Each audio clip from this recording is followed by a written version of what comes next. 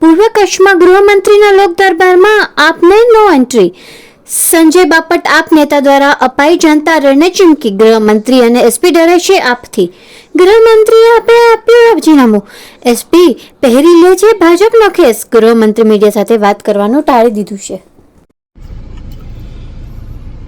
આજ રોજ તારીખ 23/7/2025 દિવસે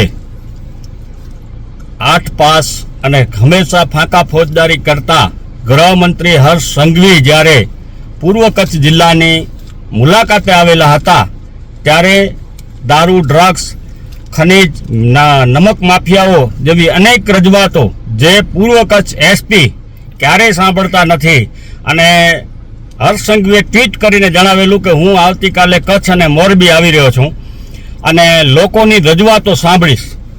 આ રજૂઆતો સાંભળવાની વાત કરેલી એના અનુસંધાને આમ આદમી પાર્ટી પૂર્વ કચ્છ જિલ્લાની ટીમ અને અમારા પૂર્વ કચ્છ જિલ્લાના પ્રમુખ એવા કાયનાતબેન અંસારી રજૂઆત કરવા માટે એસપી કચેરી પહોંચે છે ત્યારે આ ડરપોક એવા ગૃહમંત્રી અને હપ્તાખોર પોલીસ દ્વારા એમને એક રૂમની અંદર નજરકેદ કરવામાં આવે છે.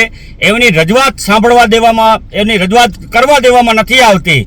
આટલા મોટા પ્રમાણમાં ડ્રગ્સ, દારૂ, ખનીજ, નમકના મોટા પ્રમાણમાં અહીંયા જ્યારે કચ્છની અંદર કારોબાર ચાલી રહ્યા છે, ગોળખ ધંધાઓ ચાલી રહ્યા છે, ડીઝલની ચોરી, તેલની ચોરી, કઈક પ્રકારના લાકડાની ટિમ્બર માર્ટની અંદર ચોરીઓ, અનેક પ્રશ્નો છે. એ પ્રશ્નો જ્યારે વ્યાજખોરોના અત્યારે ખૂબ મોટા પ્રમાણમાં ત્રાસ થઈ ગયો છે, એ સાંભળવાનો હોય, લોક દરબારની વાતો કરતા હોય એવા 8 પાસ ગૃહમંત્રી અમારા જિલ્લાની પૂર્વ કચ્છ જિલ્લાની ટીમને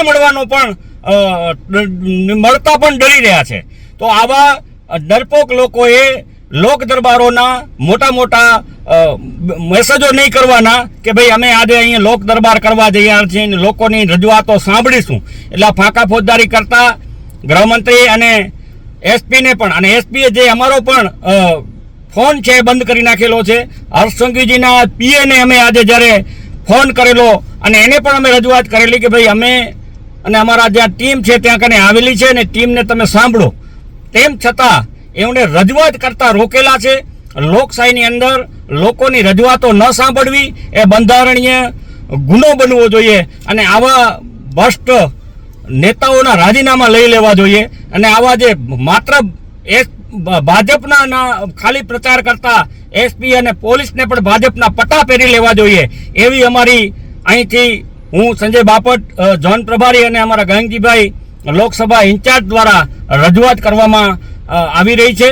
એટલે એસપી સાહેબને પણ આપના માધ્યમથી અમે જણાવ્યું છે કે તાત્કાલિક ધોરણે ભાજપના પટ્ટા પહેરી લ્યો અને જે હપ્તાખોરીનો જે કામ તમારું ચાલે છે ને એ જલ્દીથી બંધ કરી નાખજો. હવે અમે આ બહુ થઈ ગઈ છે, જનતાની વિસાવદરવાડી કરવાના મૂડમાં તો છે જ અને જનતા રેડો તાત્કાલિક ચાલુ કરવામાં આવશે જે તમને ખુલ્લી ચેતવણી આપવામાં આવે છે. અને અમારા વહેલી તકે ફોન રિસીવ કરો અને વોટ્સઅપ જે બ્લોક કરેલા છે એ બ્લોકમાંથી અમારા ફોનને પણ કાઢો એવી આ મીડિયાના માધ્યમથી અમે આ વિનંતી કરતા નથી. કારણ કે આ બધા લોકોના પગારમાંથી નોકરી કરતા નોકરો છે, એમને કોઈ રજૂઆત વિનંતી કરવાની ન હોય, એને આદેશો જ કરવાના હોય. એટલે અમે સીધો આદેશ કરીએ છીએ કે તમને જે સરકારી સીયુજી નંબર મળેલ છે ને એ તાત્કાલિક ધોરણે ચાલુ કરી દો. વોટ્સઅપમાં અમારા ફોન રિસીવ કરો અને જનરલ ફોન પણ રિસીવ કરતા શીખો.